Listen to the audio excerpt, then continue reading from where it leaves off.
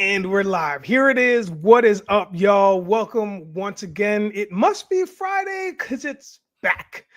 The pop off, and we are here doing the thing. Yes, this is another cold open, and it's fine because you know what? Last week when we did a cold open, this thing went off the rails real quick, and it was the most fun. So hopefully you get more of the same with the pop off today. We will figure out the technical stuff on the back end next week. But for now, my goodness, we're doing the thing. Welcome once again to the Pop Off. I'm going to be your host or main driver. My name is Nigel Downer, but with me is also my co-pilots, also pilots when I'm not here and taking a shift. It is Mr. James Wudi. How are you, sir? Doing great, and forever thankful that you are here because nobody drives the ship like you, Nigel. They almost took my license the last time. All right, so I'm happy to see y'all and happy to talk sports with my guys. Amazing. I love it. Thank you for the compliments and the love, my man. And also, Caleeb, black on black on black. What is up, my dude? How are you, sir? What's the deal, man? You know what I'm saying? There it is. Always better on black. Always better on black. And if you need more references, this is the man that's going to give it to you. Hey, without further ado, we're going to jump right into it because I don't know if it's me, but I'm going to keep saying this. We had another blockbuster Thursday night football game. It was so crazy. It was so crazy, y'all, that our group chat was kind of silent because we just were, I know for a fact that we were just all bugging out at how wild this game was. The pace was kind of slow-ish, but like very competitive in the first half.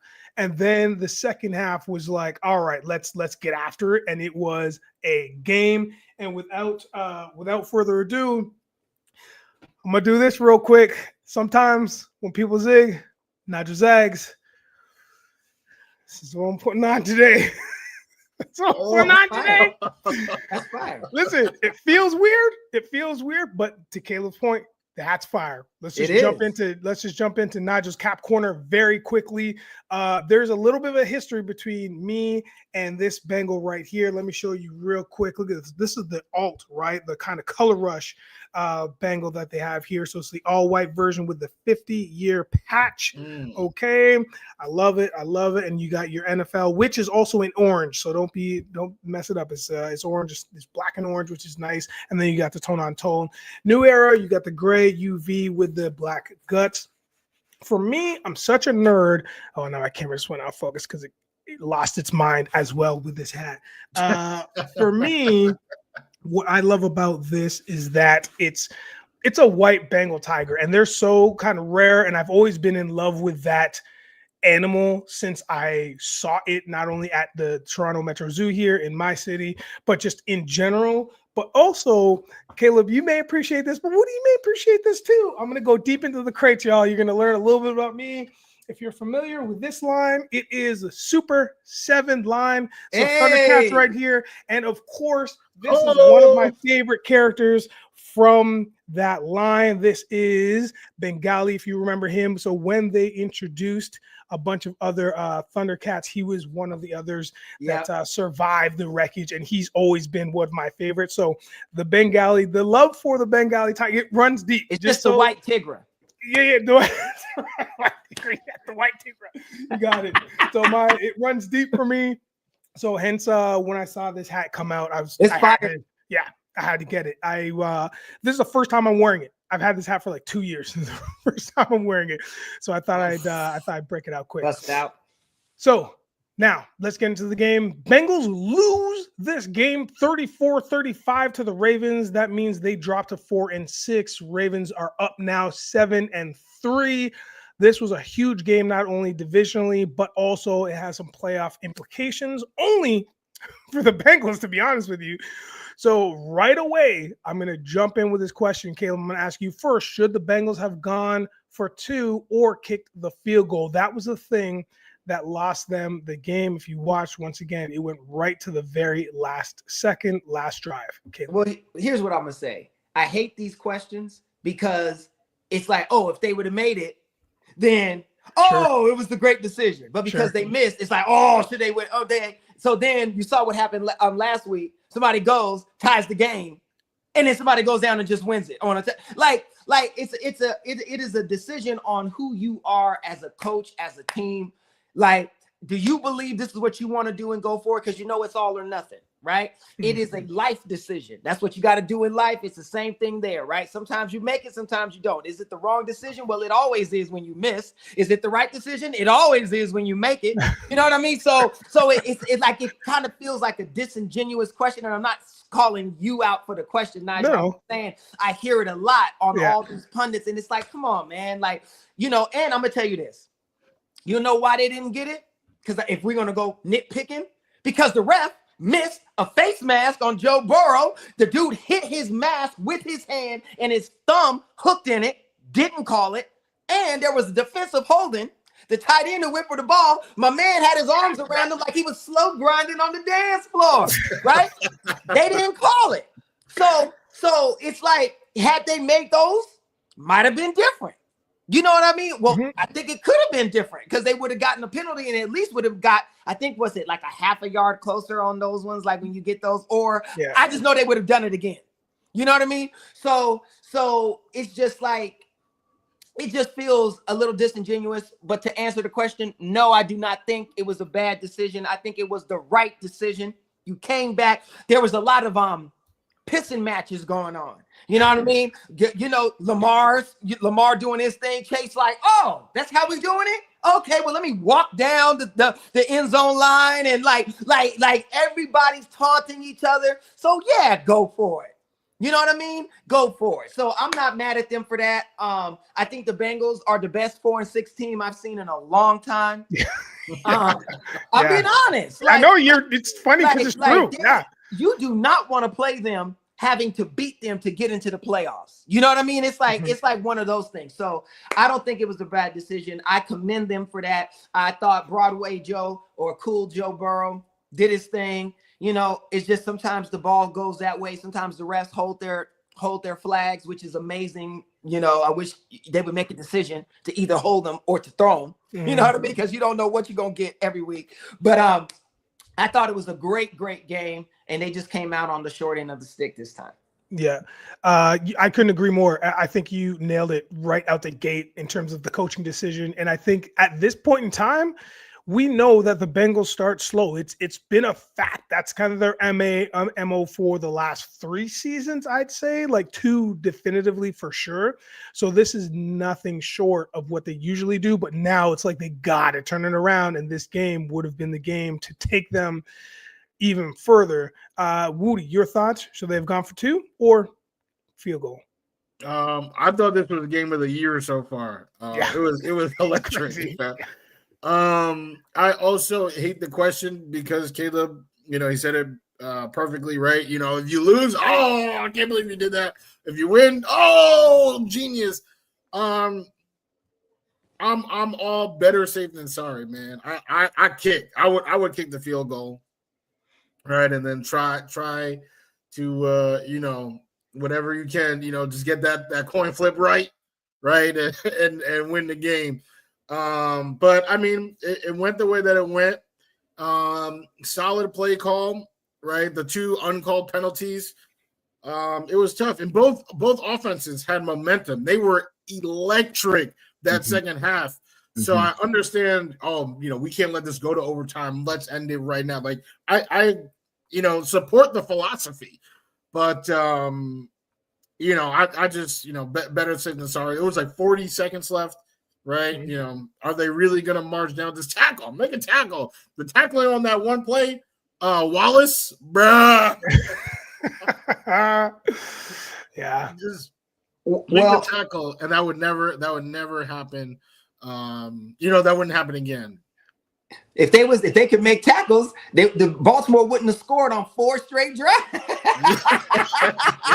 The coach is like, shit, I wish, yeah, we can make a tackle, but since we can't, we're gonna have to try to go for 2. That's true. Yes. Players play or hesitant to call. I look, here's my thing, Sean. I'm glad you brought this up. I think refs, when the shit matters, unless it is completely egregious. Okay, so I'm gonna give you an egregious play. What happened to Sam Darnold in that end zone against the Rams was egregious. Yeah, that was bad. I mean, it was that's bad, right? I'm willing I'm willing to look past the Joe Burrow because it was kind of slap, a little bit of a hook. Wasn't too bad. He still got the pass there. The pass wasn't affected, right?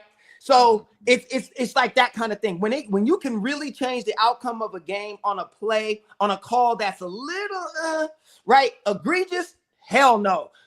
So did you see Derrick Henry get tackled and my man pulled his whole ass is on national TV, right?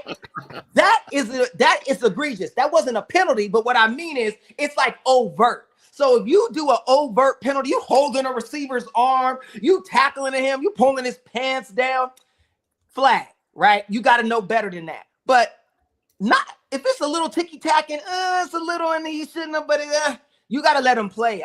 I'm more on the side of let them play, right? Don't make a call that's going to change the outcome of the game that dramatically when it's not so egregious or overt. You know what I mean? So that's what I would say, Sean, in that question. Like, as long as it is not blatant and overt, I think you should tuck your flag in the when it's whoever scores wins. Like this is it's like, you know, those kinds of situations, you gotta tuck the flag. Any other time, if you gotta do your job, so whatever. But not in those moments, not when it can really change the outcome of a season for a team. Yeah, I think you're right, especially, you know, to your point, when it's egregious, you know what I mean? When it's like overt and everybody 1000%. But I mean, there's other times where it's like, yeah, man, you know what? Let them ball, let them play, and then and sometimes you can read the body language of the players too, where they kind of know it should be a penalty, but they're not mad at it. You know what I mean? They're not completely mad at it because they're like, it's the game. It's the way the game is played. It's not like they're soccer players where like just if you breathe on them too hard, all of a sudden they go down and they you know what I mean? So it is what it is. But yeah, when it comes down to that, yeah, yes, exactly, Sean. I agree with the no tic tac in final moments. Yeah, exactly. I also agree with the example that was used. That was overt. The Darnold. That was come on, man. Yeah, that's far, and especially when it's on the jumbotron. You know how big jumbotrons are at stadium, and all you see is like, come on, the ref. You got it. They need to be able to address those kinds of penalties when they're overt. If you could do everything else, you know what I mean. If you could do everything else and check it, you got to be able to check those because that's like you should get a penalty for that. You know what I mean? Like I think some of those things, but you know, we digress. That one was the wildest only because there was a camera behind the ref and it was the point of view from the ref. So it was behind the ref seeing that Darnold thing happen and the ref didn't call it. I was like, how? The camera is right behind you, so the camera's seeing what you're seeing. It was crazy. But you're right. We digress. Let's keep it moving. Once again, that was probably one of the best, to Wudi's point, one of the best Thursday night games. I love when the camera kept going back to Burrow after Jackson would make a play or make the thing happen. The Ravens climb back. It would go to Burrow. Burrow would just like put his helmet back on, just go right up. It was fantastic. They must have had like 5 or 6 shots of him doing that because he knew he had to go out and make. How the hell does Chase not have to fight to get his money? Oh my goodness! How the hell? I mean, we're gonna move on, but that is it. 11 receptions for 273 yards, and 3 tutties. Masterclass. Do you guys think maybe this is going to get paid? Yeah. Yeah. And I do want to say that I had Joe Burrow on my fantasy team. So he almost threw for 500 yards last night. Yeah. I knock on wood. I feel confident. I feel okay. But let's talk about this though. Is this Lamar Burrow? Is this one of the hottest division rivalries now? Is this the thing? Because if I was basing it on last night, I would want to see these guys play every month. Like that was fantastic. What do we think? This is an open question to the panel, to the crew. I mean, week five was OT, 41-38. You know, the year that the Bengals went to the Super Bowl, Joe Burrow did throw 500 yards, right? Like, I gotta say, in terms of, you know, maybe the teams aren't evenly matched because the Ravens have literally won 10 out of the last 11, right? So maybe the team's not evenly matched. But QB for QB, you know, putting everything up, put up or shut up. I cannot think of a better matchup right now. You know Burrow's throwing for 400 yards. You know Lamar is going to do Lamar thing, regular season Lamar things. I think this is the best rivalry perhaps in the league between in-division quarterbacks. Caleb? I do. I'm not going to disagree. I just think we're missing two other cats. We got to have the AFC Rushmore. You need King Allen and Goat Mahomes in there. I knew you were going to say that. Anytime I watch any of those dudes play each other, because it's electric every single time. Like, the AFC has the best quarterbacks in the NFL by far. Like, it's not even a competition, right? And so to watch those two and those four are the best. Like, hands down, those four are the best. And I just like watching them play because for some reason, only one of them wins all the time. yeah, it's true. Right? It's true. Oh, okay, Yeah, Sean. yeah, So we're going to talk about this. I'm going to touch on this. Yeah. I was saying the same thing. I blame the NFL for neutering the defense. You ever take your big Rottweiler to the vet to get him neutered so he can live longer, but you taking away his gusto? That's what they did to the defenses. This is insane. The quarterbacks are phenomenal. They ain't that goddamn good. Okay? Like, come on now. Dudes can't play defense no more. It's insane. It's like, you might as well just put flags on him and let him pull it. Say, oh, I got him. He's down. He's down here. No, I got him here. He's down here. Right? Because it's just, it's insane. Especially, you know what I mean? So I wish they would allow some defense. I don't want to see people laid out and hurt. But I think you got to let people play a little bit. That's part of the give and take, is the feeling of potential danger, right? Of where you go from this to Alec to this. You know what I mean? Like, that's part of the game. And them taking that out.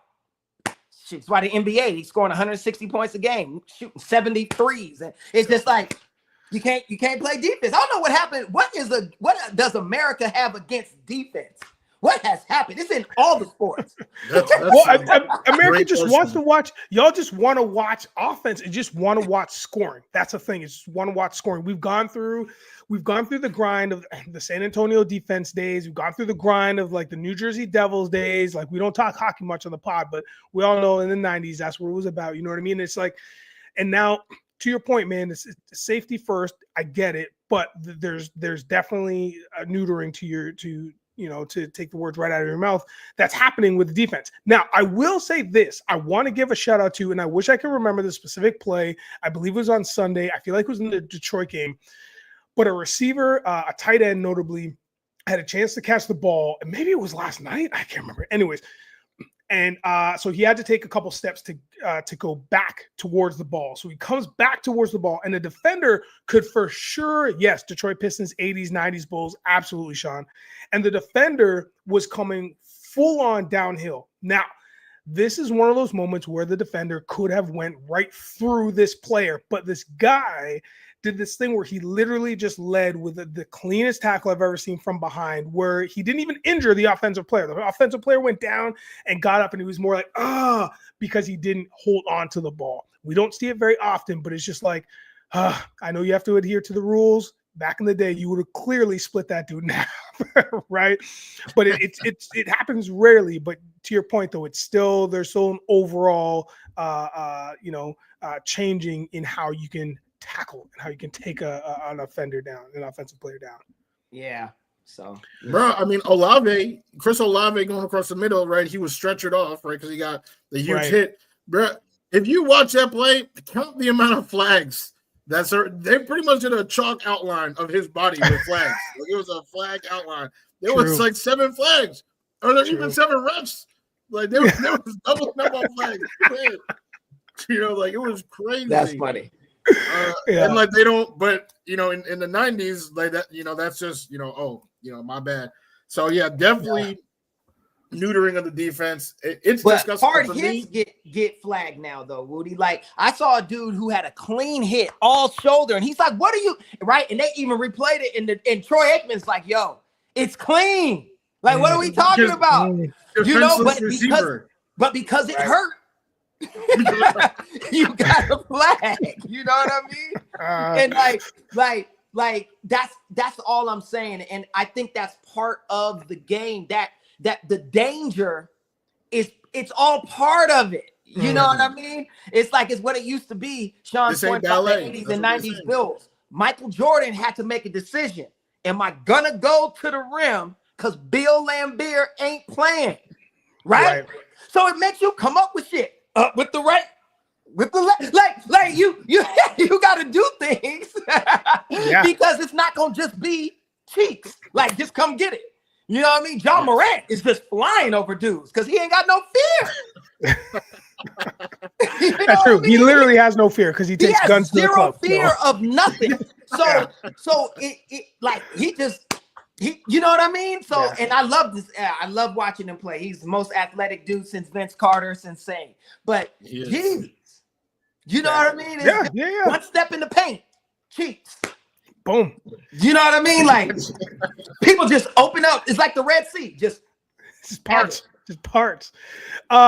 Speaking of parting, hey, we should talk about Zach Taylor real quick. I mean, he's the coach of the Bengals. Is he now on the hot seat? Is this a thing that just yes, Caleb? I don't know. I hear you. Let Caleb, you take it first because it looks like I said something that offended you, but you kind of wanted to laugh. No. As a joke, I'm saying that as a joke. Just the way that you're just like, oh man, right? So how do we feel about Zach Taylor? I don't think he should be. Yeah, I don't think he is either.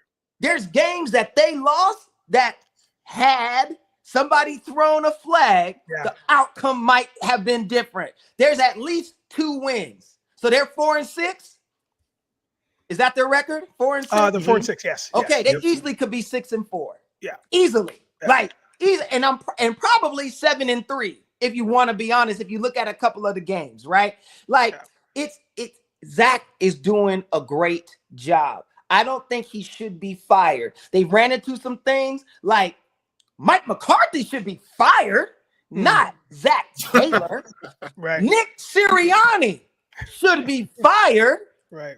I would love Zach in Philly. Like, I don't think he should be fired for what's happening, but I understand it's a business. So if they don't turn it around, if they ended up not making the playoffs and all of this kind of thing, more than likely they'll probably let him go, which is unfortunate.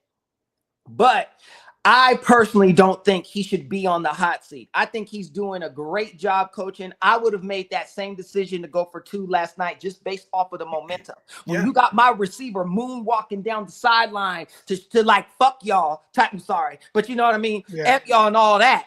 Come on, man. Like, the energy is there. They don't want a field goal. They don't want the extra point. Let's beat them now, right? You gotta. That's my boy in Detroit. You know what I mean? Yeah. That's that dude. You know what I mean? So I agree, Sean. It's like he should not be fired. So that's my answer. No, he should not be on the hot seat. But unfortunately, it's a business, and I know how that goes. So most likely he will be if they end up not making it. Oh yeah, right. I would listen. Anyway, I agree with you wholeheartedly. I think, but it's true. Yeah. So there's.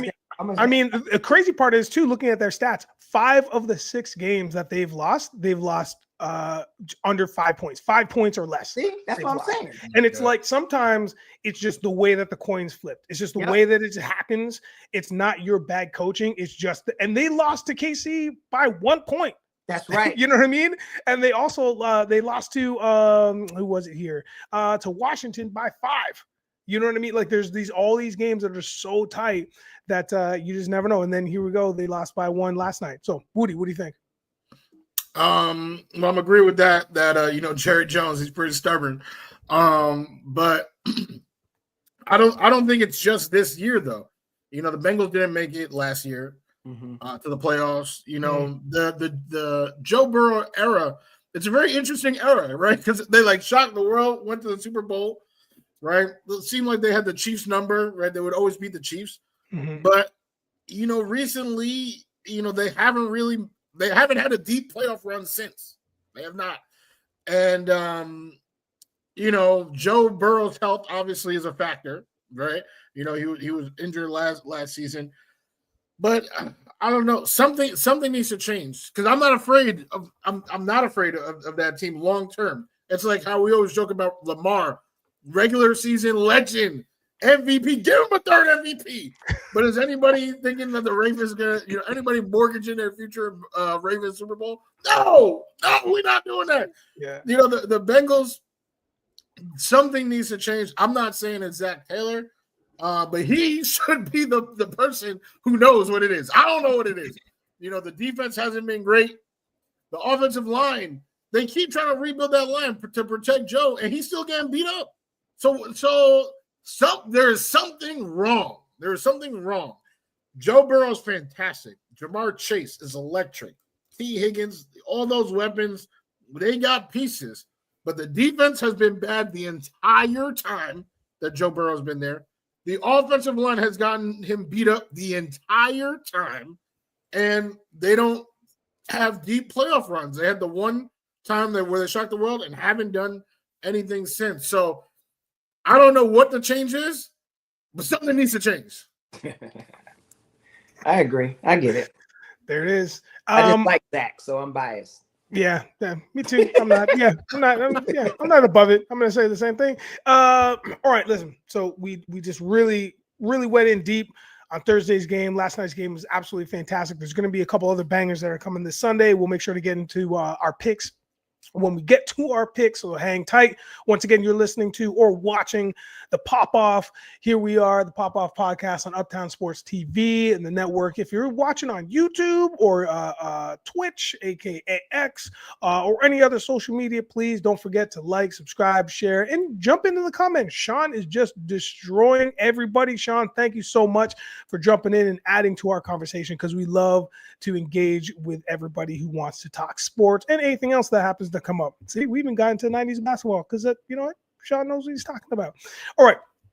General NFL stuff, things. Let's talk about this very quickly because it feels like it was overshadowed by Blockbuster Tuesday that you kids had over there across the border. I'm talking about the NFL deadline. The trade deadline happened. It came and it went. It was kind of lackluster, but was it? I don't know. We'll see. A lot of things happened before the deadline, so therefore not making the rush as urgent as I saw it. But I'm going to throw this out to you, gentlemen.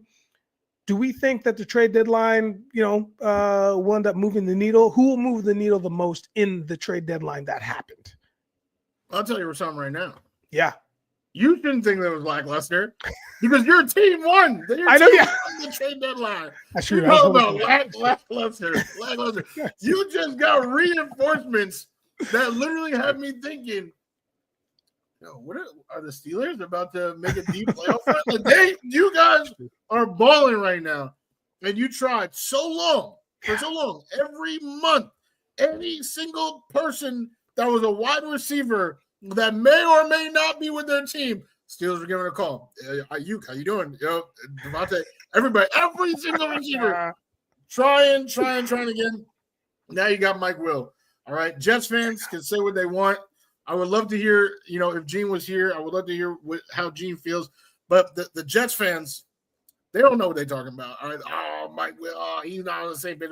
He's a fantastic receiver, a jump ball guy, a speed demon. Okay, now you have somebody on the opposite side of George Pickens. That is huge. It is. That is huge because now there are options. It's not just Pickens picking his nose when he getting double teamed. No, now they got to worry about Mike Will. Worry about these different guys. The offense has gotten better, so let Russ cook. You already know. I knew you were going to say that. Right? You already know. The other side of the ball, Preston Smith. All right, the reinforcements. Right, we know TJ Watt is a dog. He's a dog, but the depth behind him. You got Highsmith. Getting Preston Smith in there, that's how you know this team is built for the long haul. If somebody gets banged up, you have the next man up mentality. I mean, this was huge. If I'm a Steelers fan, my chest is high. Post deadline, I feel like you guys definitely moved the needle with those moves. Yeah, I'll be wearing Steelers swag all weekend. I don't just save it for Sunday, but I'm just gonna be overboard all weekend for sure because you took the words right out of my mouth. Caleb, what are you thinking? Anything that really resonated with you? Yes, two. One, don't sleep on Lattimore going to the Commanders. True. That is a nasty pickup for them. Like, they're small incremental pieces that can have a huge impact, right? Like, him going there is, I'm like, damn, like, they're going to be potent. Like, because I love my team, but I'm like, ugh. Thank God for Saquon. You know what I'm saying? and I love that you said that he got drug tested because Dude. that's the funniest shit ever. Nigga, they was like, wait a minute. Hold on, buddy. Nobody hurdles backwards. Bring it in. Yeah. Bring it in, Saquon. Yeah. We don't care where it is, and it better be warm. It better be warm. But so I mean, if y'all didn't know, just really quickly, if y'all didn't know, Saquon had posted, and it was all over social media the next day that he got tested almost immediately after the game because of how ridiculous he played. Also hurdling somebody backwards. Yeah, that's insane. And the lift, the sheer lift from his legs. I tried to jump, like turn my back and like jump. I was like, how could I jump over a human? Right? Like, dude. Anyway, I digress. That's not what this is about. Yeah. So I think Lattimore on hey, what's going on? Yes, what's up? So look, Lattimore to the Commanders, I think is sneaky nasty, right? I think it's sneaky nasty. But Ladarius to the Lions, that's nasty work. I'm telling you now, boy, listen. See, it's like moves like that shores up that defensive line. Let me tell you, man, look, that is a nasty pickup for that team because they're already Tecmo Bowl offense. Like, it's just all over the field. Great reference. Amazing reference. Yes. But now, with that dude in your defensive line, it's not even an outside rusher. It's inside, and he be getting there. Listen, man, the Lions are, man, they might win the chip this year. It's gonna be hard listen, if Patrick beats them dudes, I don't want to hear no more talk about nothing. Hey, no. Listen, D-Hop. Okay. When I saw that, I was like, it's over. Like, and did you see the catch? Yes. Did you see the catch? Yes. Between three of them down with the catch. And then hold on. Goat said, I got you. I ain't gonna let you come down here and not get the TD. So then he hit him in the backfield, double feet down, bam. Oh, like it's a tragedy. What happens when you got a great receiver with a phenomenal quarterback? That makes sweet. You remember my boy Shawn Michaels, sweet chin music? That's what that makes. That's what that makes. Sweet chin music to that defense. Because you already can't touch them. Right? So now you getting these. Like, listen, these offenses are getting nasty. I cannot wait to see what the Steelers do because I actually want to see Russ cook. I hope he makes a goddamn casserole out there. I hope it's good. I hope he add cheese and all that, right? Because it's going to be great because I want to see what Lamar's going to do because I'm always down on Lamar when it comes to playoffs. I want to see what Goat's going to do. I want to see what King Allen's going to do. Listen, I love that man. I want to see him I'm serious. I'm so excited for the playoffs this year. And I'm glad Dallas ain't gonna be in the mix. So that's great. So it's like it's just a wonderful, wonderful thing. But I do agree with that. D-Hop, it's just phenomenal. And when Kelsey gets to going, watch what happens. Like, yeah, it's things like that, it's trades like that bring life into other players. And I'm not saying that Kelsey lost a step, but actually, yes, we all know he lost a step, but it's like that just rejuvenates. When you saw that connection, there's two connections, but when you saw the first connection between Goat Mahomes and D-Hop, you could feel the energy through the TV. Mahomes is so elated and so excited to have him there, and D-Hop is like, oh, okay, this is a different vibe out here. And you could see the energy. And then it was like, all right, it's a wrap. Because now we know who the weapons are. We know what Casey is. But when you see them playing on all cylinders and just showing out and everybody's having the best time, oh man, yeah, it's only a matter of Yeah, it's only a matter of time until they get an L, but who knows when that's going to be, and we're going to talk about that later. But that was hopefully it's not in the worst times. Okay, well we're going to get to that in a second. All good in the season, and then come to playoffs, and then the wheels fall off. You know what I mean? Exactly. You want to now. Yeah. What's up, Forever One Ghost? Yes, thank you. Right. What's up? Hopefully you are blessed as well. Also, shout out to DA411. Thanks so much for being here with us. We appreciate you. Once again, you're listening to the Pop Off on Uptown Sports TV. Man, we're doing the thing. Like, subscribe, share, comment, jump in here because today is a good Friday. I can already feel it. And if you can't, then you're not listening. Now, I want to move over to a segment that I like to call Should They Stay or Should They Go? This segment is brought to you by Gene the Mover, moving you with ease and peace of mind so you don't have to stay in a state that has winter.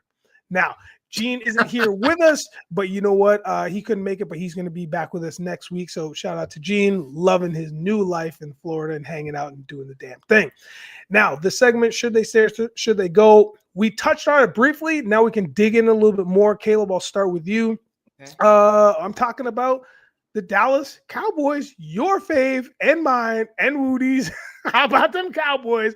I think I might have said it even more than Stephen A this year. Who out of the trio, or maybe none of the trio, McCarthy, Dak, or CD, will still be on the Cowboys next year? And before you answer that question, I want to give you some stats. The Cowboys currently sit at 3-5. They are going to be playing the Philadelphia Eagles. Caleb, your Philadelphia Eagles this week, I believe. Also, CD has just signed that contract for 4 years with a max value of $136 million, with $38 million signing bonus and $100 million guaranteed. Dak has been the latest to sign with the Cowboys. He agreed to terms for a 4-year, $240 million contract extension. And last but certainly not least, Mr. McCarthy is currently in his final year of his deal. That means it is looming in the decision of Mr. Jerry Jones, who will decide the future after this year. Who stays, who goes, who will be on the Cowboys next year? Caleb, you're up. I think your stats just said it.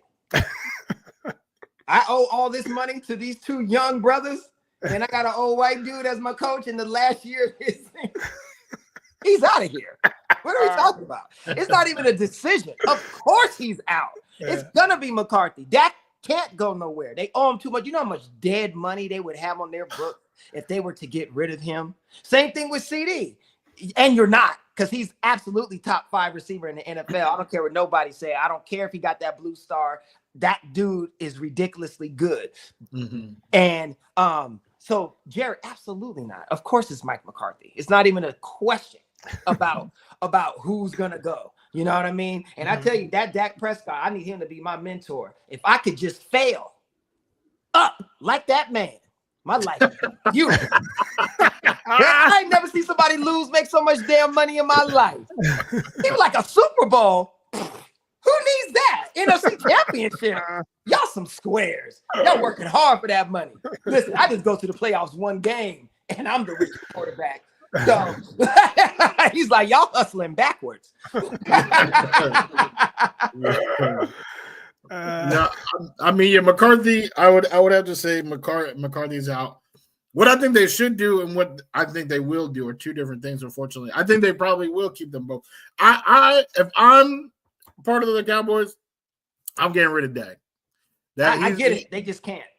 That's like Deshaun. Can Cleveland get rid of Deshaun? Hell no! It's the dead money. It's like my uncle would say, it's cheaper to keep her. It's cheaper to keep her. You know what I'm saying? It's a bad move, man. Well, I know because Deshaun's is fully guaranteed. I don't know how much. I don't know the numbers of how much of Dak's extension they owe, but I'm sure there is a desperate, quarterback desperate team that would be willing to pick up something. I'm trying to think of one of a team that feels like they're a quarterback away. Cleveland. Yep. That would be crazy though, because then they would have so much money on their cap just on quarterback. But that would, yeah, but a team like Cleveland definitely can be like, hey, this is what we need. Even like the Colts, like if they are really not thinking Anthony Richardson is not picking it up, invest in Dak. Let him, instead of having him learn behind 55-year-old Joe Flacco, what about Dak, who the media perceives as a top 10, 15 quarterback in the league? I feel like that would be a great move for them. He don't even have to change his colors, white and blue. Yeah, go to the Colts. Right? But CD, I would say CD, he needs to stay because no matter who's that quarterback, having CD on your team is a huge benefit, right? You say top 5, I will raise you that top 5. I would say he is second on my list, which I guess is still top 5. So we agree. We completely agree. Yeah, McCarthy is gone. He probably should have not made the this year, right? And for Dak, that extension, I know we talked about it a lot in the offseason. And, it was like, you just have to pay him. You have to pay him. I really don't think I would have paid him, especially, you got a lot of QBs out here. Because now with Dak out, you're almost looking at, like, are the Cowboys going to get a top 10 pick, right? If that's the case, then you could have picked up, Shedeur. Bring in Shedeur and Coach Prime to the Cowboys. If Jerry – do you know what that would do? If they drafted Sanders, because they're going to get a high pick. Just say they lose. Say they lose to us and they become 3-6 and they just basically tank the season because they can't win. Players start checking out. If the media behind it alone. Yeah, be out of control. That's what you're saying. You know what would happen? Deion to say, if you want it, it could be 2 for 1. I'll come and coach y'all. Could you imagine Coach Prime? As the coach of the Dallas Cowboys, coaching his son. Could you imagine? Could you imagine their value? You saw when Trump won, they said Elon Musk's value shot up $12 billion extra the next day. Yeah, that's what would happen to the Dallas Cowboys franchise if they're worth. I think it's like $10 billion. They're worth 17 the next day alone. They would sell so much merch. And they would get so many television contracts just because prime time is there. Mm-hmm. With his son, like I'm talking strictly business. Yeah, that's the best move Jerry could make, business-wise. I think that's a very Jerry Jones move. I'm not talking about a ring. That money, man. Oh my God. Yeah. Oh my God. Yeah. So you got to find a way to get Dak out. That's easy. They could just let him go if they wanted to. If Jerry's gonna eat that money, if you're a billionaire, you're like, I know that's on the team books, but I'll cut. Don't worry about it. Right? All I'm saying, that you can't beat it. Interesting take. Hot take, DA411. Hot take. In my opinion, Dallas should trade Dak to Panthers for Bryce Young. Oh my God. Amazing. Their stock would tank so bad, fans would be devastated. But in all seriousness, no BS. If they were to do that, oh my God, prime time would be the big. He would be making so much money. He's on the sideline wearing his own jersey. 21 Sanders. Right? Like, it'd be gross. Stop it. Like, oh my God. If I'm not trying to win, if I'm Jerry, I'm making that move. I'm like, don't worry. Oh, that's trying to win, though. That's if he wants a chip. If he wants a chip, you make that move. You go get Tony Dungy off the team. You don't think they can win with Prime? You don't think Prime? No. They can, but I'm saying that's more of a money move. It's going to be an onslaught of media attention and money. Like it's just insane. It'd be like the part in Scarface when he's buying tigers and cutting ribbons and money just coming in and carrying back. Like that's what that is. It's too much. Like, I don't know if they could win in a circus like that. At least not the first year. It'd be too much. Yeah. Especially for the poor, that for his son. Like, that's and don't let Shedeur be good. Don't let him come in there and be balling. and wearing the chains and all. Oh my God. CD would be like, yes. Yes. I have somebody who's just like me. It's a wrap. It's a wrap. That's the only dude I think Jerry would take a back seat to. He'd be like, go ahead, Dion.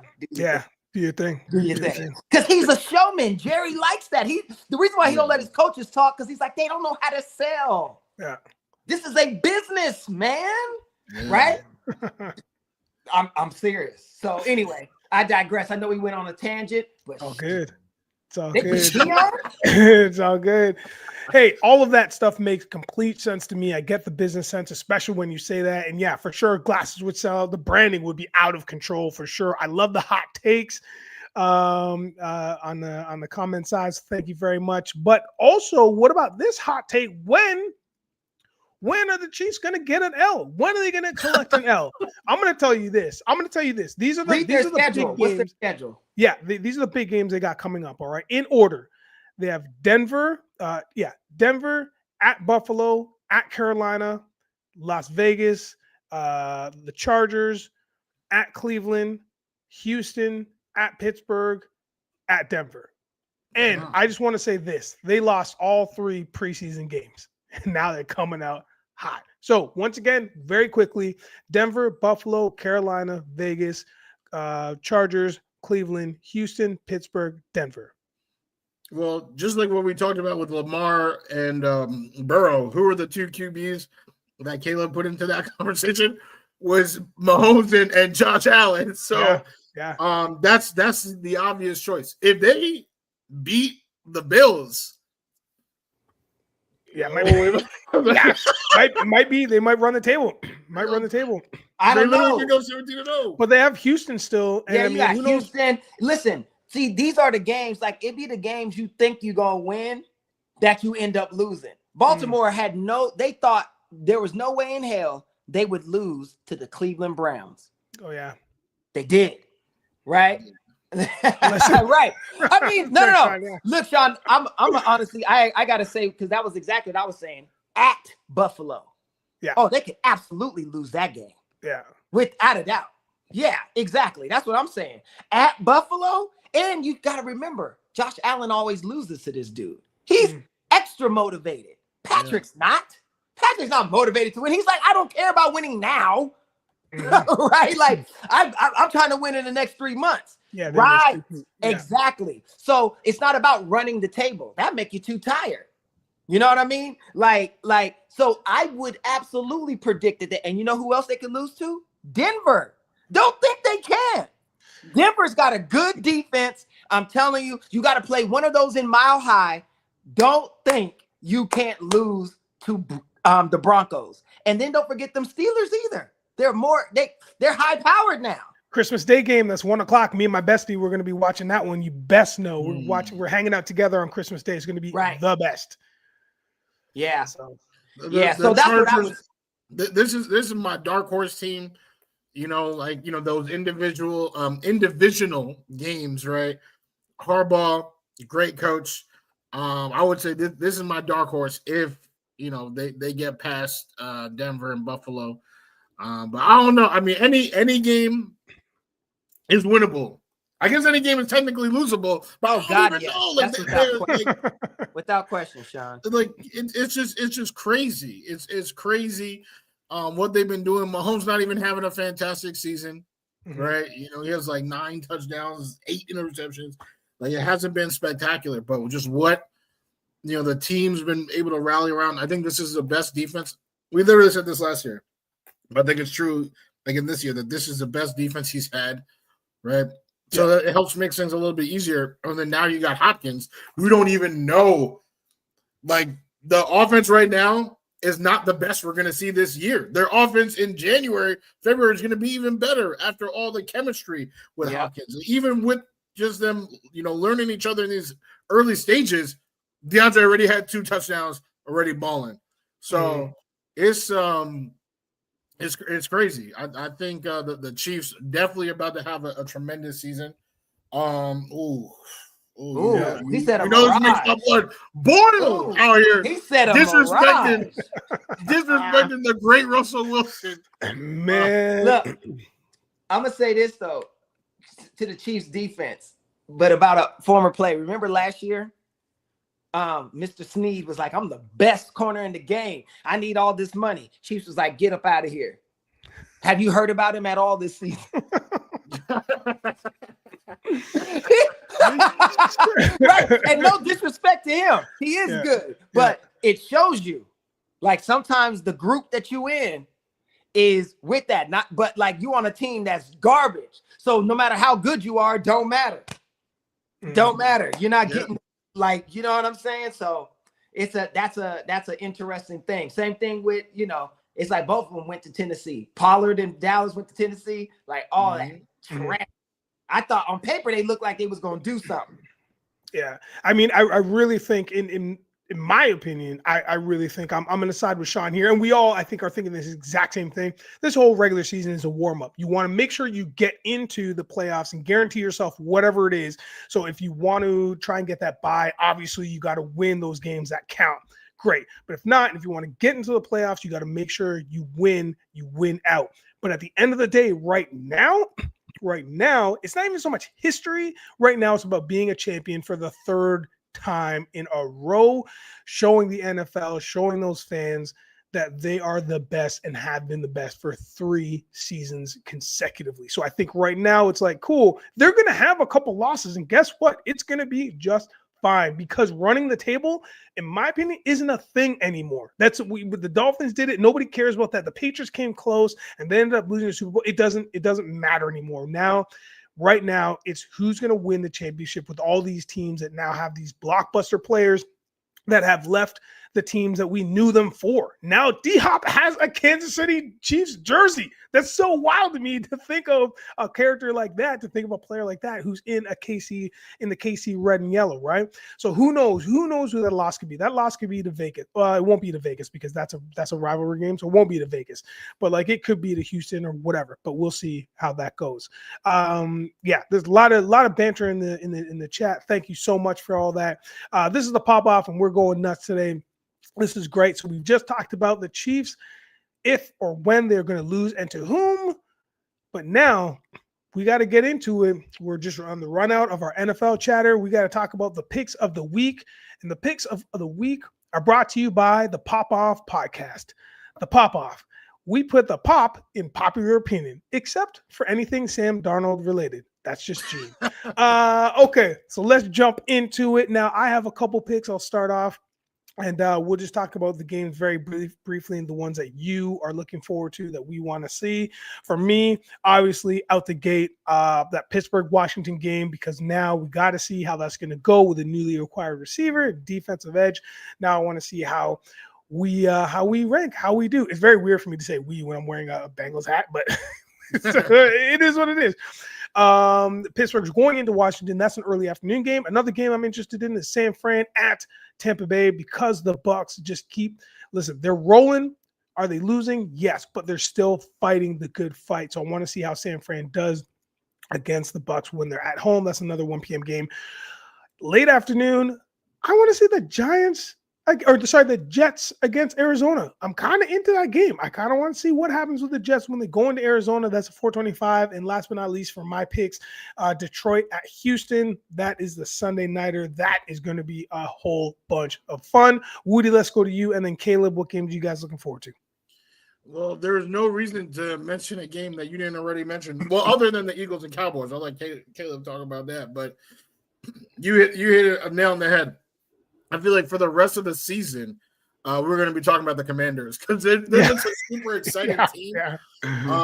And, you don't know what's going to happen. This Steelers game specifically is a big one, because Steelers D, right, this is like that movable object and the unstoppable force. Steelers defense is incredible.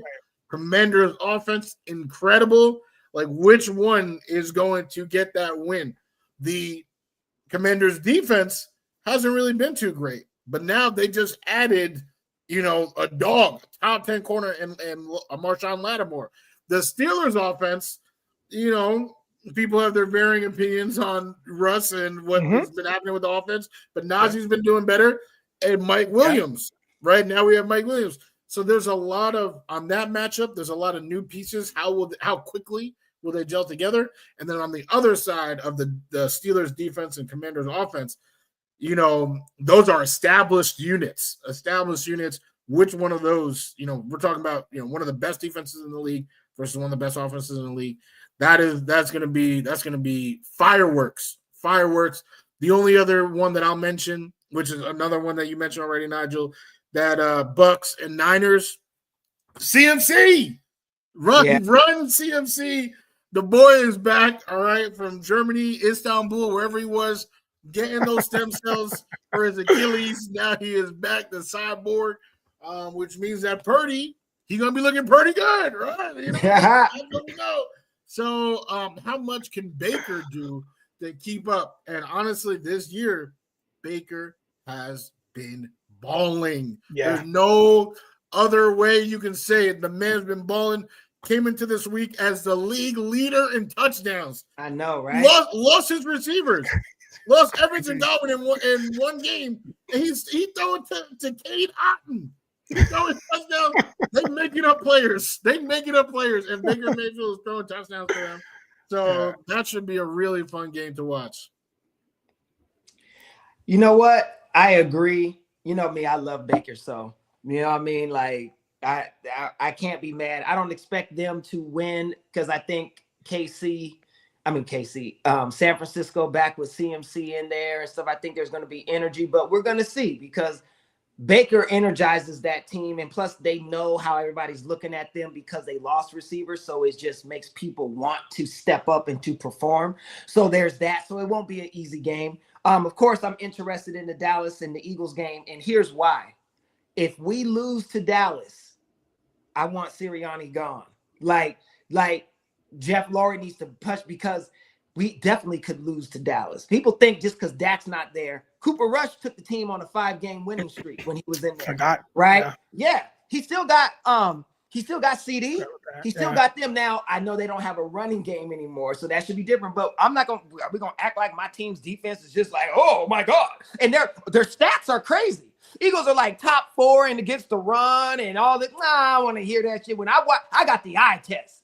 It was like, yeah, you saw the polls. Oh my God, Kamala and Trump neck and neck.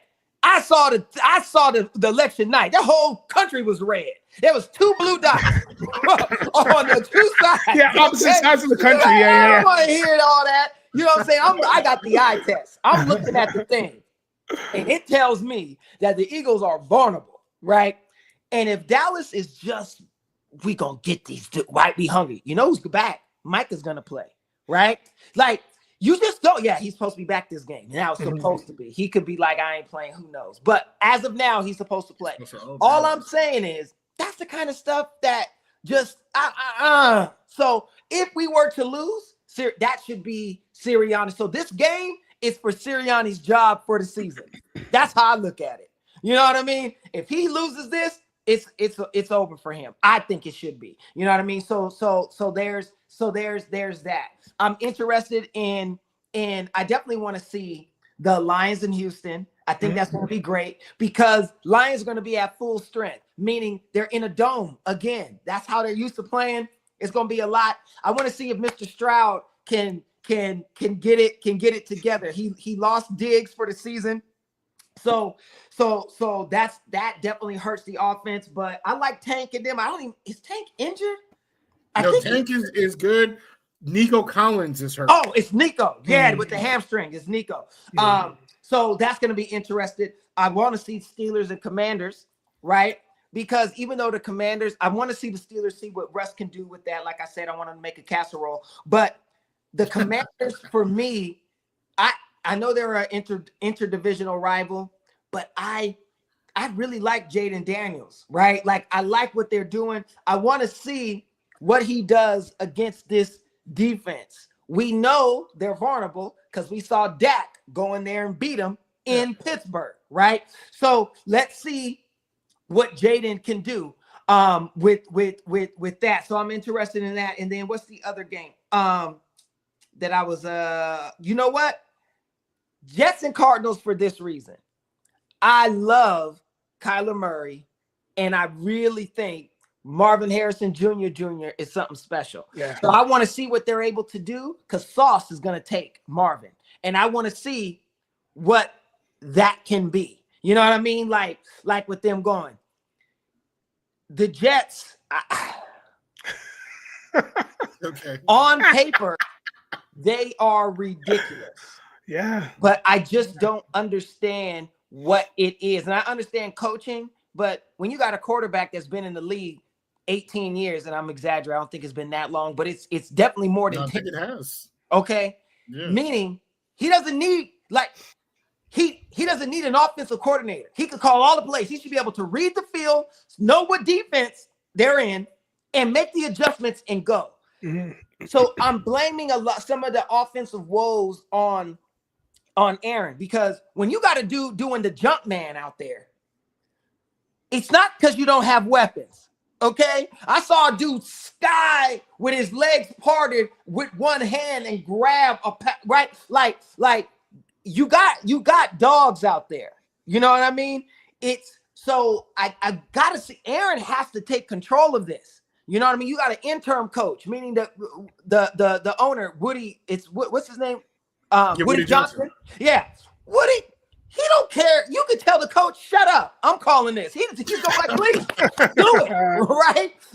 Like. So I want to see if Aaron can take control. You got enough games to where if you go on a streak, you can start making some moves. Patriots ain't going nowhere. Dolphins ain't going nowhere. Well, now that they got Tua, they're trying to make it. But like, you got a shot in the division. Mm-hmm. You know what I mean? So I think it's on Aaron. So I'm gonna be interested to see that. That's why I want to see that game. I want to see if Kyler can stay winning, because I would love to see them win the NFC West, or at least them and the Rams, or maybe if the Niners can get back into it. I think that's interesting. You know, Seattle could all, it's just good. But I like seeing Kyler winning. So I'm excited about those games, all for very different reasons. I know I was all over the place, but that's my thing. That's also how Sunday's broadcast, man. If you're on Red Zone, it's all over the place. So you gotta, catch up or get out. I miss Andrew Siciliano on that. The new guy is cool, but I like Andrew Siciliano better. Yeah, same. With so much more sports going on, we'd be remiss if we didn't jump on that bandwagon. So we are now going to shift our focus from all the NFL chatter into some other sports that's going on this weekend. And now that the fall is here, it is a fantastic time to watch some basketball. But I am also talking about, should they stay or should they go? How much longer should the Bucks let Doc Rivers be their head coach? I know that's a burning question that everybody's been asking. And now the Bucks are only recently 2-6. They just won last night, but that's it. 2-6. It's early, ladies and gentlemen. It is early, and we understand that. But Rivers, he is the fifth. This is his fifth franchise as a coach, and he was hired by Milwaukee in January. 4-year, $40 million contract through 2026 to 27. Ooh, man. Antetokounmpo is playing a little bit of lights out. He's 31 points per game. Lillard, shockingly, he's kind of risen from the dead, so to speak, with 27.6 points per game. They are missing Chris Middleton, which is the trifecta to this duo right now. He would definitely spread the floor. But Wudi, let's go to you. What do we think about Doc Rivers and the Bucks? Should he stay? Should he go? Last year, I believe it was last year, they were 30-13 with Adrian Griffin. And they said, that's not good enough. 30-13? Third in the East? No, you're gone. You're fired. And they took a dude who nobody wanted. He was broadcasting. Took him. He was in the middle of eating a blueberry muffin and said, hey, come be our coach for 4 years. And gave him that deal that you said. Couldn't finish a muffin. Yeah. All right. Who keeps employing Doc Rivers, man?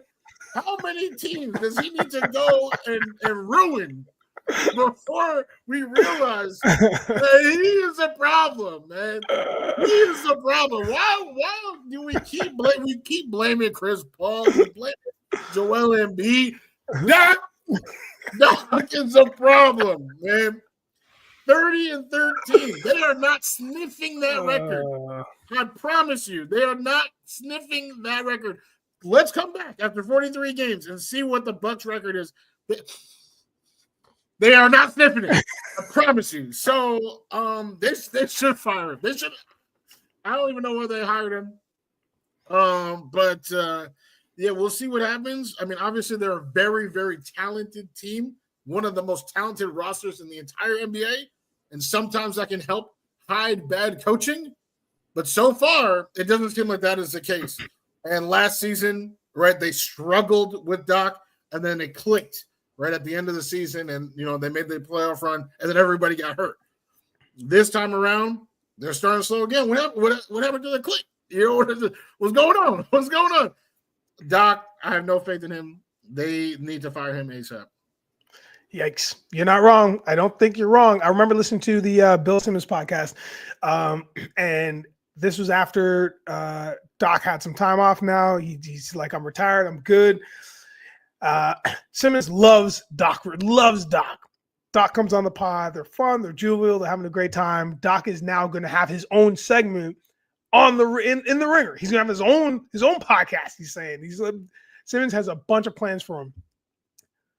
Not even a month later, Simmons is like, "Well, Doc's just been hired by Milwaukee Bucks. So much for those plans." The guy was just beside himself, as was the rest of the NBA nation and fandom. Nobody saw it coming. What do you think, Caleb? Should he stay? Should he go? What's up? I think he has to go only because the team is not getting any better. And your main star player is upset, right? Because of what's happening. For whatever reason, Doc is not what his plans are, whatever game plan he's doing, it's not meshing with the team that he has, right? It's like, I feel bad because I wanted that for Dame to get a shot to have a team that's competitive so he could try to do something, because he spent his whole career on a team that was never going to do anything. So his prime years are gone, right? And it's just, I wanted to see something for him. But it's you do need the coach to have the overall scheme and plan for what it's going to be. So I think Doc should not still be the coach. If he gets another coaching job, he should change his name from Doc to Nurse Rivers, because he's just one step underneath the doctor. He can't really fix it. He could just diagnose the problem, but he can't fix it. He's going to let the doctor come in and perform the surgery. I'm just going to let you know that you need surgery and what's happening. I'm going to let the doctor know what it is, right? That's more of what has been relegated to doing, right? I think he's a brilliant basketball mind, but being a brilliant mind at something is different than being a leader of men, right? And that's why there's offensive and defensive coordinators on football teams, because you may be a brilliant offensive mind, but you can't connect to a dude for nothing, right? Like, and I think he's missing that some way, somehow, where I don't think he should. And it might be because he don't care no more. He's old, right? And he's just like, man, whatever, these kids, you know what I mean? You're saying those types of things, these kids on the talkie-gram and all of that. If that's how you're feeling, like you'll never connect with a 20-year-old. Yeah. Right. So I think there's some of that going on, but I think you got to let them go. I think the teams have to get coaches that are more connected and can inspire the dudes to be great. Because what more can you do? We're running we're running the 3-2. Okay, this is what we're doing. We're running the zone. Okay, we're gonna go to man. We're gonna pick him up at half court. You're gonna double team. You're gonna trap him here. You're gonna do okay. Now execute. You gotta feel inspired and driven to execute. You know what I mean? And that's what's missing. These dudes are pros. What the hell don't they know about a play? Really? You know what I mean? Like, there's a spark that's missing where they don't believe it. So yeah, I think it's just Doc might have just lost his gusto to motivate. I think it's just the name now. I think it's just Doc Rivers, the name and the idea, the philosophy is just lost on everybody now. It's just like, man, it's you're Doc Rivers, but You're unfortunately, because of your record of not making the playoffs or making the playoffs and getting crushed in the first round. I mean, that goes a long way. You know what I mean? It goes a long way. And this every team isn't going to be the team that's going to help you combat that stigma or whatever that bad mojo is when you get into the first round. So it might be time. It might be time to also talk about something for a very brief moment. Let's talk about the NBA Cup real quick, because I think there's not much to say on that. Do you care about the NBA Cup? And if so, who's your pick to win? Caleb, your head snap back. No, I don't care about the cup because to me it's dumb. It's fun, but I don't care about it. You know the best thing I love about it? The courts.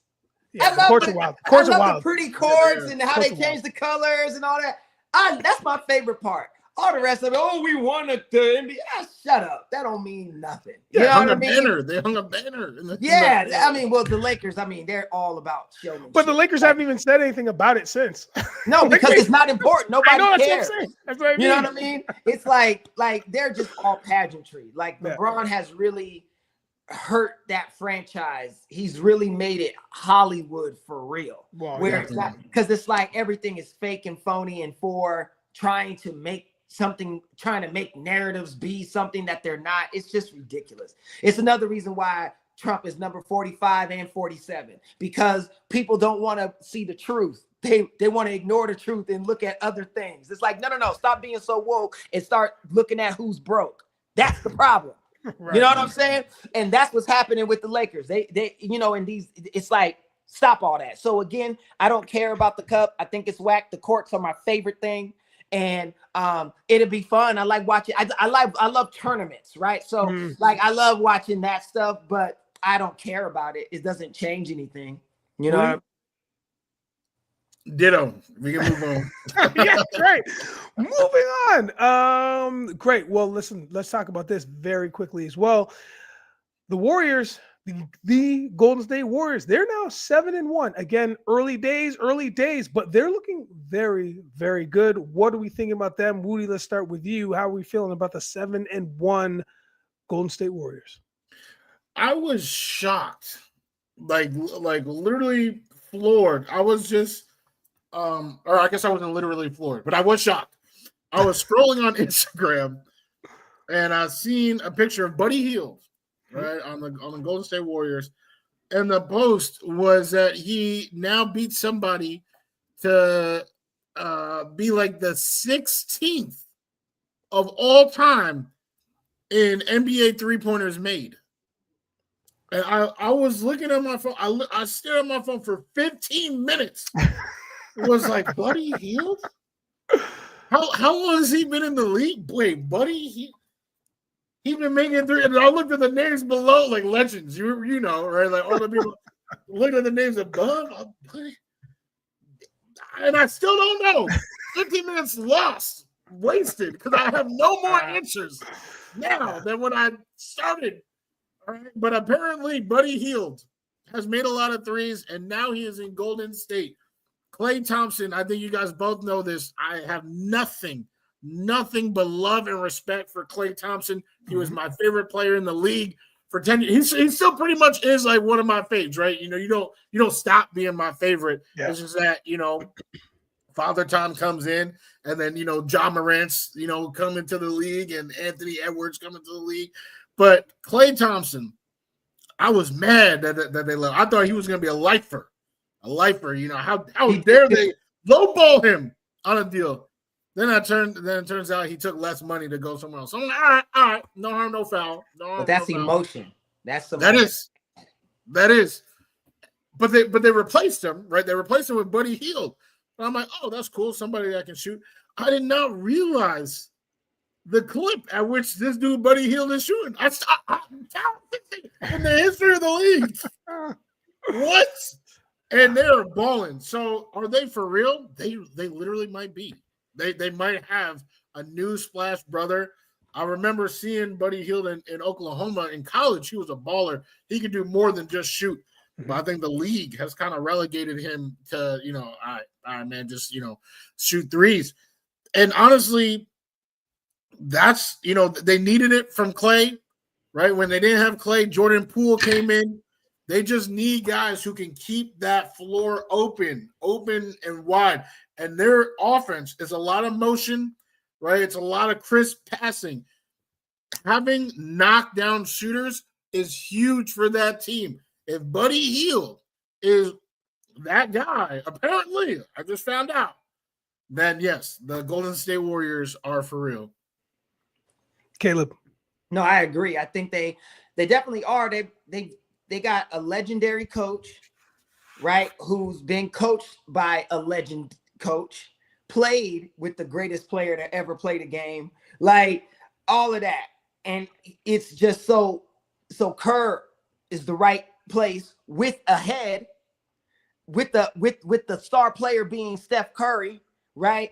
So it's like, it's wonderful. And I feel bad for Klay because I agree. I love Klay. I used to think Klay was better than Steph as far as shooting, right? Me too. Like I really did. And the thing about Klay, he did feel he was going to be a lifer. And when he found out he wasn't going to be, and they didn't give him the same love that they gave Steph, he felt hurt. So that's why he went to Dallas and took less money. But here's the thing about life that we all have to remember. Everybody gets replaced. Some way, somehow, somebody come in. And it sucks when the person is doing great in that position. Because sometimes they don't. But when they do, you're like, oh, shit, right? Which will cut you deep. So that's what Klay is dealing with. And the team is vibing and rolling with Buddy in that position. And that's what it's going to be. Now, it's a long season, y'all. It's 82 games. Not saying they're not for real, but what I mean is injuries can NBA. Look at the Lakers. Everyone's like, oh my God, the Lakers 3-0. Oh my God. Then AD hurt. Now all of a sudden everybody like, well, you know. You know what I'm saying? So injuries change everything. So we shall see. But they are a dangerous team. I did not expect them to beat the Celtics the other night. They did. Yeah. You know, hey. But it's 82, man. It's 82, you know. Yeah. So as of now, they are absolutely the team. They absolutely are everything that everybody's saying right now. Tomorrow, we shall see. But as of now, yes. So I love to see it. I'm a big fan of Steph, because of this. Everybody always want to talk about LeBron, but Steph has been a player that has won just as much and has been better in a shorter amount of time than LeBron has, right? One team. Yes. And in the same era. The same span of time. Yep. We never thought anybody was better than Michael Jordan in his era. Nobody. Nobody, right? Steph Curry could arguably say, I'm the better player, right? LeBron can do everything. So athletically, he could do everything. But Steph is a better winner than LeBron. Yeah. And I would love to see Steph get 5 titles. Yeah. Hell yeah, I would. If he wins again, dude, you forget GOAT conversation with Jordan. We got to see if LeBron is even the GOAT of his own era. Yeah. Preach. I agree. Listen, man, nobody's gonna fight you on that. I agree wholeheartedly. Obviously, you took Wudi to church just now for that 30-second rant. It's fact, man. Like, no, but it's true. I know. And listen, I know. There's the fandom is so weird. It's a generational thing that they're just like LeBron. But it's like, that's messed up. Steph Daddy better than LeBron Daddy. LeBron Daddy was out there wiggling. You know what I'm saying? It was a Rolling Stone. And DA411 also said Golden State is a freak away from being back. Hot take. Very much so. I think you're also correct. And these teams, the evolution of these teams, right? They go through these ebbs and flows. The thing that also I wanted to address, the thing that I think you were talking about, Caleb, too, when you had thing leaving. Oh my gosh, Klay? When Klay's leaving. That's about legacy, right? Part of that, not only emotionally, but also his thoughts. I'm going to assume, we don't know the guy, but it's also about legacy. Like, we just all thought as fans that those three, they just live together, they die together. Like, that's it. That's the way it's going to be. They all retire Golden State Warriors. It's the thing, but that's just not the way that the business works. And with injuries, it just set Clay back in terms of what Golden State's plans were. Not that he didn't fit into it.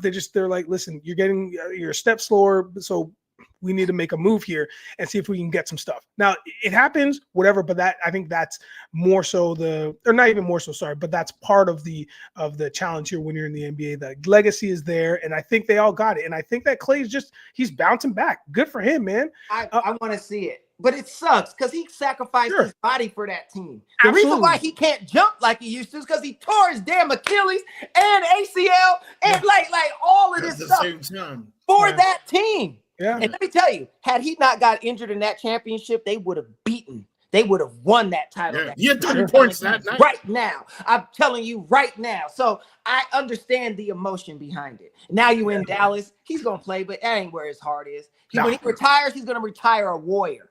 You know what I mean? No question. And I get it, but he got to understand it's a business. So anyway, but go ahead, Nigel. I'm sorry. Yeah, no, you're correct. No, that's right. The 100% right.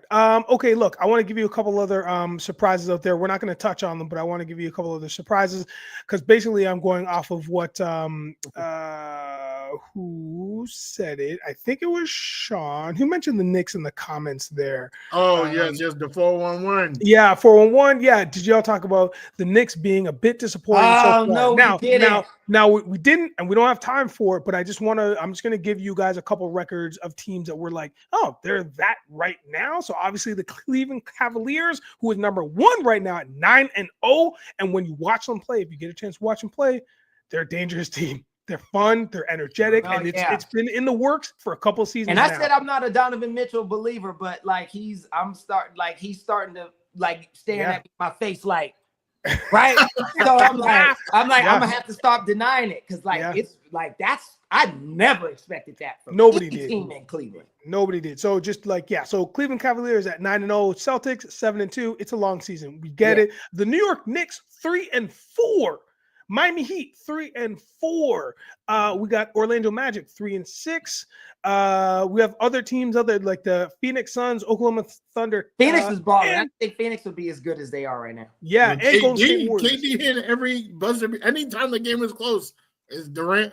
He's so talented. He just there's a thing that he does not have inside. Yep. Yeah, the fire. Yeah. 7-1. All 3 teams at 7-1.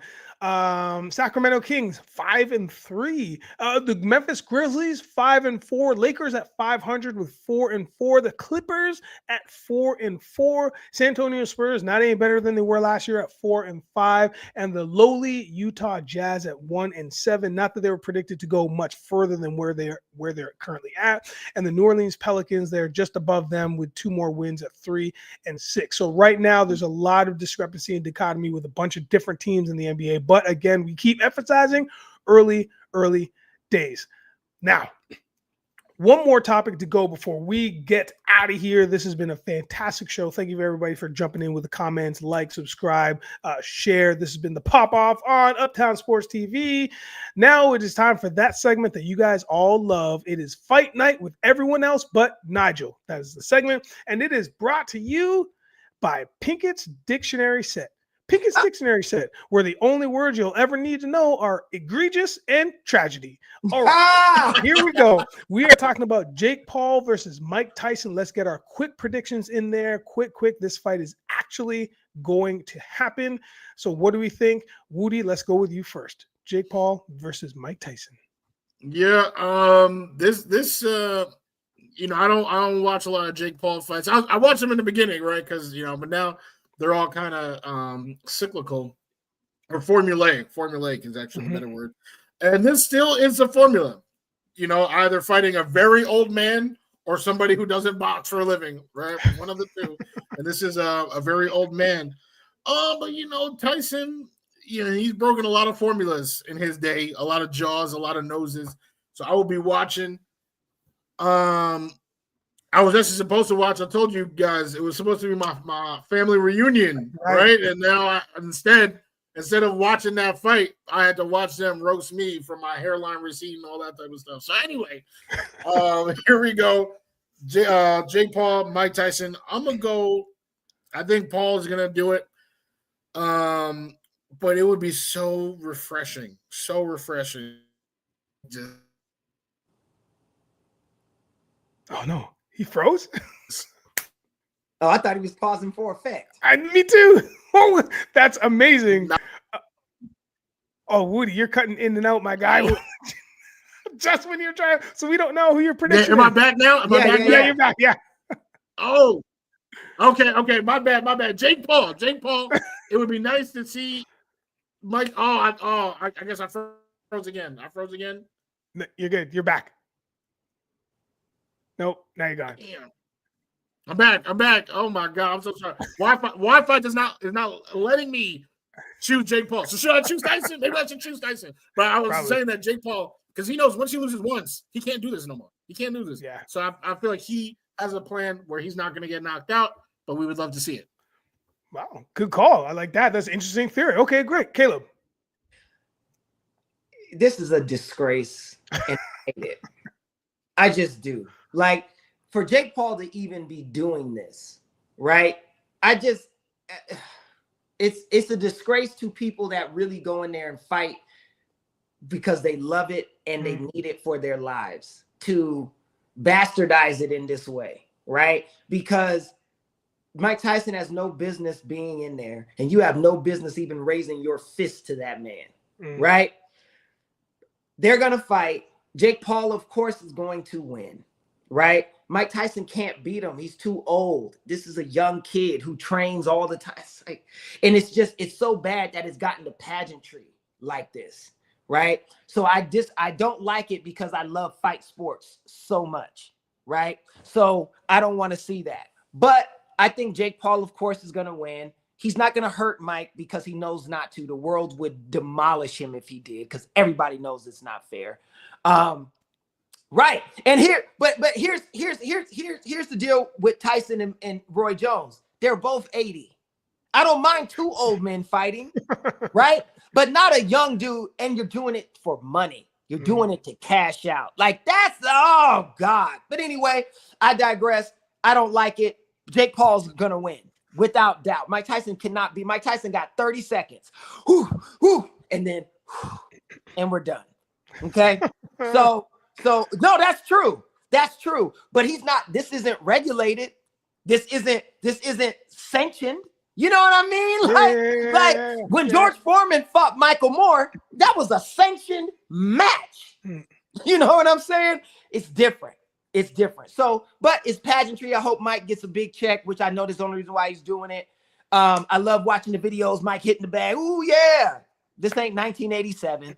It's not happening.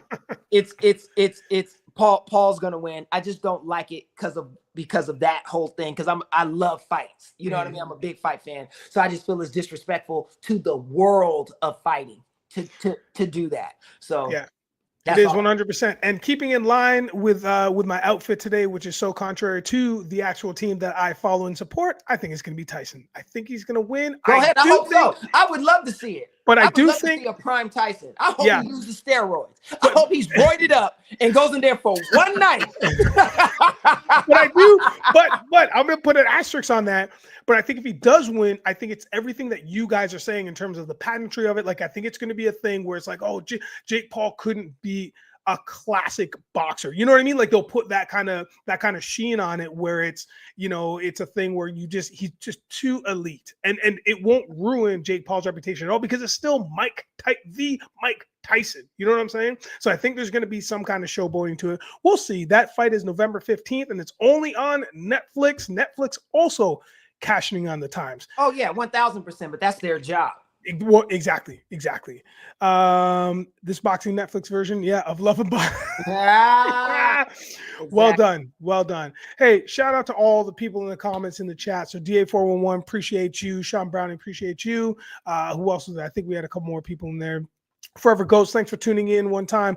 All the people that were following us all day long, which is a hot 90 minutes of hot takes. Thank you for that, and hot jokes. We really appreciate y'all. It was another cold open show, and once again, that might just be our jam because we really just ramped up and kept this thing moving. So on behalf of Gene, I just want to say, hey, thanks for tuning in. Appreciate y'all. Love y'all. Wudi, any last words? Any weekend words for the folks? Well, from hot takes to hot wings. Your boy hungry right now? About to go get something good to eat. Caleb, weekend words. I love that. You know what, guys? So I read an interesting quote that I want to share. It's whatever you can do it and step out on faith, because faith has genius, power, and magic in it. Go fuck yourself, Sam.